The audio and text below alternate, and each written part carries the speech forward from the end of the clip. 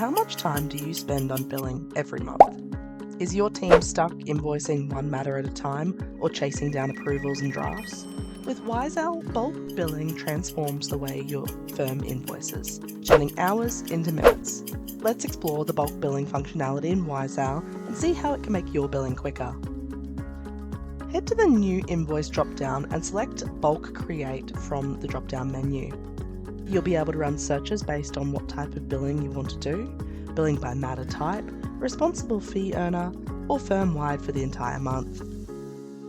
Once your list is ready, select the matters you want, whether that be all of them with a select all, or just a selected set. You can then type in bulk in the confirm action and create those draft invoices. It will start a process in the background and WiseOwl will notify you when they're ready. It'll show a message at the top of the screen where you can then go into the invoice register and find your invoices. You can either click on the draft invoice button, or if you want to manually search like I have, you can put in today's date and then only have draft or other statuses relevant to the invoices ticked before you search. Need to edit before sending? No problem. You can fine-tune individual invoices before finalising. But if you're ready to go, you can bulk finalise and print directly from the invoice register, using the bulk actions to confirm or even to print the selected invoices.